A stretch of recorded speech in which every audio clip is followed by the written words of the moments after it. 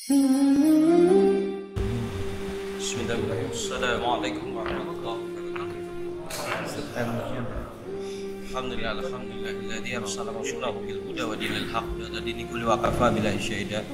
Asyhadu an la ilaha illallah wa la syarika lahu wa asyhadu anna Muhammadan abduhu wa rasuluh. Alhamdulillah. Insyaallah materi-materi yang begitu banyak yang sudah disampaikan oleh pembicara sebelumnya sudah sangat mencukupi. Ada satu kesimpulan yang bisa kita ambil adalah bahwa selain Islam bisa dipastikan akan membawa kerusakan. Selain Islam akan menjadi pangkal malapetaka. Sedikit saya ingin menambahkan bagaimana aturan selain Islam, ideologi selain Islam itu membawa kepada petaka. Maka kita lihat di dunia ini mungkin beberapa pemikir, beberapa ilmuwan atau beberapa ahli menganggap bahwa ideologi itu lebih dari 3. Ideologi itu ada banyak. Tapi kita bisa meringkas ideologi itu menjadi hanya 3 dengan melihat dari 2 sisi. Pertama, dari sisi keyakinan terhadap Tuhan, terhadap Allah, keimanan. Kedua adalah masalah ketaatan terhadap aturan. Maka kita bisa gambarkan sebuah garis lurus. Yang paling kanan adalah sebuah sistem, sebuah ideologi, di mana di sana manusia beriman total pada Allah dan mengikuti aturan Allah secara total.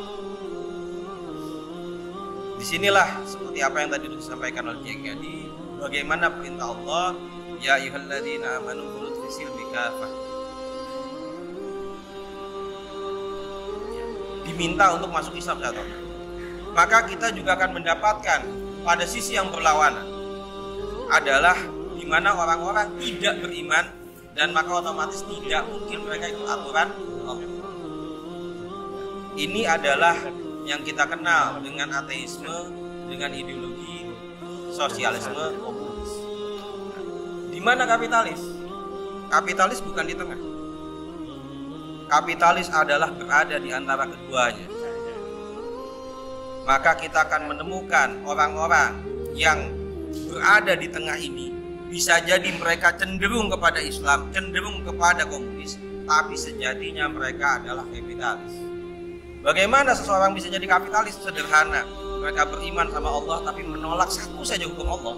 Itu dia akan bergeser dari beriman secara kafah masuk Islam secara kafah langsung ke dalam bagian kapitalis.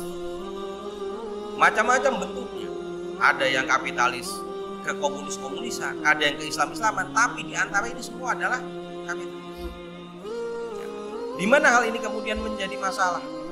Karena ketaatan terhadap aturan Allah secara kafah membuat seorang muslim itu memiliki standar kebahagiaan yang berbeda. As-sa'adah bagi seorang muslim adalah mendapatkan ridha Allah. Kenapa? Karena kita yakin keberadaan Allah dan kita juga pasrah tunduk kepada aturan Allah. Ketika hal tersebut sudah mulai terkurangi, maka dia akan menjadi kapitalis. Pada level yang paling mentok dia akan menjadi sosialis komunis. Seseorang yang sudah menjadi kapitalis dan menjadi sosialis komunis tidak mungkin akan mengharapkan ridha Allah. Apa yang bisa mereka jadikan standar kebahagiaan? Ternyata adalah kesenangan duniawi. Maka dari sini kita bisa lihat orang-orang yang tidak berislam kafah, maka yang dikejar adalah kesenangan duniawi. Dengan mengejar harta, dengan mengejar tahta, mengejar wanita, dan mengejar hal lain yang semua kesenangan duniawi. Padahal kesenangan duniawi adalah menipu. Dan kesenangan duniawi juga bisa ditipu. Ya, kenapa bisa ditipu? Karena orang yang pengen senang dunianya kemudian menipu yang lain. Ada yang merasa senang di dunia padahal sedang tertipu.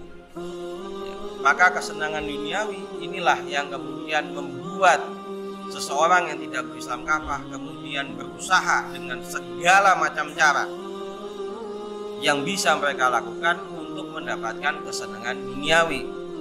Baik dia tertipu dengan kesenangan yang semu atau dia menggunakan cara yang menipu untuk mendapatkan kesenangan dunia. Maka ide bahwa manusia harus mendapatkan kesenangan dunia inilah yang kemudian menjadi pangkal masalah, di mana manusia berlomba-lomba untuk menyenangkan dirinya sendiri. Ketika berusaha untuk menyenangkan dirinya sendiri, maka kaidah yang diambil adalah al-ghayah tubarriru wasilah, di mana tujuan menghalalkan segala cara. Kalau perlu untuk menyulitkan orang, dipersulit. Kalau perlu untuk menipu, ditipu. Kalau perlu untuk korupsi, dikorupsi. Bahkan kalau perlu, bahkan untuk sampai menghilangkan nyawa, mereka melakukan penghilangan nyawa. Demi apa? Demi kesenangan. Maka kita bisa melihat sangat berbahaya ketika seseorang mengambil kesenangan dunia sebagai dasar kebahagiaan. Dan ini pasti akan ada ya, di orang-orang yang tidak mengambil Islam secara aktif. Maka kita harus menguatkan diri kita, menguatkan orang-orang yang terdekat dengan kita, menguatkan keluarga kita, menguatkan para jamaah kita, bahwa kita harus menjadi seseorang yang memegang Islam secara kafah, bukan orang yang tergelincir dengan sedikit kemudian merasa nikmat dengan kesenangan dunia, dan bahkan kemudian menjadi tergila-gila dengan kesenangan dunia, menjadi kecanduan dengan kesenangan dunia. Kesenangan dunia bukan sesuatu yang diharamkan oleh Allah, tapi ketika dunia sudah menjadi tujuan, itulah akar masalah.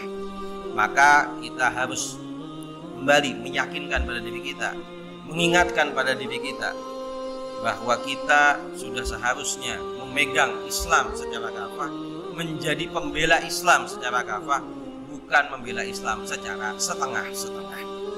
Mungkin itu tambahan dari saya. Mudah-mudahan kita bisa menjadi pembela Islam bukan hanya dari kalangan ulama, tapi juga dari kalangan kaum muslimin secara keseluruhan. Wabillahi taufiq wal hidayah. Assalamualaikum warahmatullahi wabarakatuh.